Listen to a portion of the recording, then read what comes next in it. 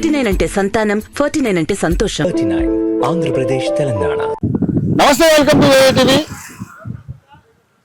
తెలంగాణ రాష్ట్రంలో BRS party 25 వసంతాలు పూర్తి చేసుకుని ఈరోజు రజతోత్సవ వేడుకలు వరంగల్ జిల్లా ఎలుగుతుర్తి మండలంలో జరుపుకుంటుంది. దాదాపుగా 10 లక్షల మంది ఇక్కడికి హాజరయ్యే అవకాశం ఉంటుందని చెప్పేసి అంచనాలు వేస్తా ఉన్నారు.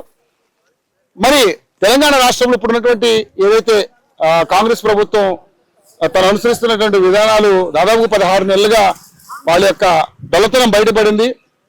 ఈ ప్రభుత్వం కంటే గత ప్రభుత్వం బెటర్ అన్నట్టుగా ప్రజలు ఆలోచిస్తున్నట్టుగా బీఆర్ఎస్ యొక్క ఆలోచన విధానంతో ఈ యొక్క సభనైతే చాలా అట్టాసంగా అంగరంగ వైభవంగా ఏకృతులు అయితే ఏర్పాటు చేయడం జరుగుతూ ఉంది. మరి కేసీఆర్ గారి సభకి రావడం జరుగుతూ ఉంది. సాయంత్రం 7 గంటలకు అతని ప్రసంగం ఉండబోతా ఉంది. ఇప్పటికే చాలా మంది పార్టీ శ్రేణులంతా కూడా ఇక్కడికి వచ్చినటువంటి పరిస్థితి మనం చూస్తా ఉన్నాం.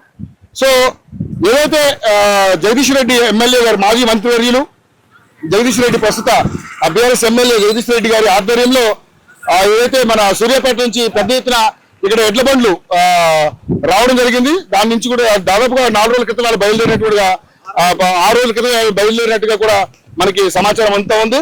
ఇప్పుడు చూస్తారు కానీ మొత్తం అన్ని కూడా ఎడ్ల బండ్లు అక్కడి నుంచే రావడం జరిగింది. అంటే బీఆర్ఎస్ పార్టీ మీద, కేసీఆర్ మీద ఉన్నటువంటి అభిమానం ఈ విధంగా చాటుకుంటూ బండ్లకు కూడా చాలా డిజైన్ చేసేయడం జరిగింది. అంతా కూడా ఎక్కడ చూసినా కూడా మొత్తం ఈ సభా ప్రాంగణం కావచ్చు, ఈ ఎడ్ల బండ్లు కూడా అంతా కూడా గులాబీమయమైనటువంటి పరిస్థితి మనం చూస్తా ఉన్నాం. ముఖ్యంగా ఇక్కడ చాలా మంది అభిమానులు ఉన్నారు, బీఆర్ఎస్ అభిమానులు, అదేవిధంగా కేసీఆర్ అభిమానులు ఉన్నారు. వారందరూ కూడా అడుగుదాం, మరి వీళ్ళు ఎక్కడి నుంచి వచ్చారు, ఏంటి, అసలు వీళ్ళు ఇలా రావడానికి గల కారణాలు ఏంటి అనేది వారి మాటలు తెలుసుకున్నాను. నమస్తే అన్న, ఎక్కడి నుంచి వచ్చారన్నా మీరు? సూర్యాపేట జిల్లా ఆత్మకూరేస్ మండలం నర్సింపేట గ్రామం నుంచి వచ్చినాం. స్వచ్ఛందంగా కేసీఆర్ కోసం ఎడ్ల బండ్లు కట్టుకొని కేసీఆర్ గారి కోసం వచ్చినాం. ఓకే సార్, ఏంటంటే ఈ రకంగా రావడం అంటే మామూలుగా రావచ్చు, మీరందరూ అభిమానం చాటుకోవడానికి వచ్చి సభని చూసి ఆయన ఏం మాట్లాడుతాడు విని వెళ్ళొచ్చు. కానీ ఎడ్ల బండ్ల మీద ఇలా రావడం అనేది కొంచెం మంచి వినూత్నంగా అనిపిస్తా ఉంది. ఎలా చూస్తారు దీన్ని? అన్న, కేసీఆర్ గారు 10 ఏళ్లలో కాళేశ్వరంతో సూర్యాపేట జిల్లా తుంగతుర్తి కోదాడు శేషశ్యామలమైంది. అదే విధంగా కాంగ్రెస్ వచ్చిన 16 నెలల పాలనలో కాళేశ్వరం నీళ్లు మా జిల్లాకు సుక్క కూడా నీళ్లు రాలేదు, మా పొలాలు ఎండిపోయినాయి. దానికోసం మేము స్వచ్ఛందంగా కేసీఆర్ గారి కోసం మా గోడుని చెప్పుకుందామని కేసీఆర్ గారి కోసం వచ్చినాం. మీ గోడిని పరిస్థితి ఉంటుందంటే అక్కడ చెప్పుకోలేదు కదా? ఖచ్చితంగా ఉంటది, ఖచ్చితంగా మమ్మల్ని కలుస్తా అన్నాడు. కేసీఆర్ గారు మాకు కలుస్తాను, టైం ఇస్తా అంటే మీ ఎడ్ల బండ్ల స్వచ్ఛందంగా వచ్చిన వాడికి. ఏంటంటే మీకున్న కష్టం ఏంటి? మాకు నీళ్లు కావాలి, కేసీఆర్ వల్ల సాధ్యం. అది కాళేశ్వరం నీళ్ళు కావాలంటే కేసీఆర్ వల్ల ప్రభుత్వంతో సాధ్యం కాదు. ఎందుకని?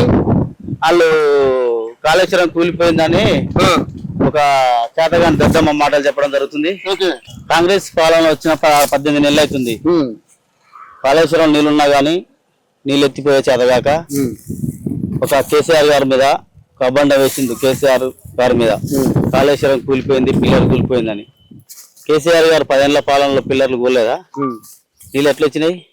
16 నెలల పిల్లలు కూడలేదు. సూర్యాపేట జిల్లా అసలు బయటలు కూడా బారలేదు. సూర్యాపేట జిల్లా సస్యశ్యామలమైంది కాళేశ్వరం ద్వారా. మళ్ళీ కేసీఆర్ వస్తే సూర్యాపేట జిల్లా సస్యశ్యామలం అయిద్దని మా నమ్మకం. ఈ ప్రభుత్వం మీద మీకు నమ్మకం లేదా? నమ్మకం లేదు. చేస్తారని కాంగ్రెస్ పార్టీ అంటే కూడా పేదలకి గానీ రైతులకు గానీ మంచి చేసిన పార్టీ కదా. ఏం చేసింది? రాజశేఖర రెడ్డి గారు రైతు బంధు రాలేదు. ఎకరన్నర రైతు బంధు రాలేదు. సర్వే నెంబర్ చెప్తే కొట్టండి. ఇప్పుడు రైతు బంధు రాలేదు. ఎన్ని ఎకరాలు? ఎకరన్నర కూడా రాలేదు. రుణమాఫీ కూడా కాలేదు. మాకు నీళ్లు రావట్లేదు. దానివల్ల మేము కేసీఆర్ గారికి ఒకసారి మా వినపం చెప్దామని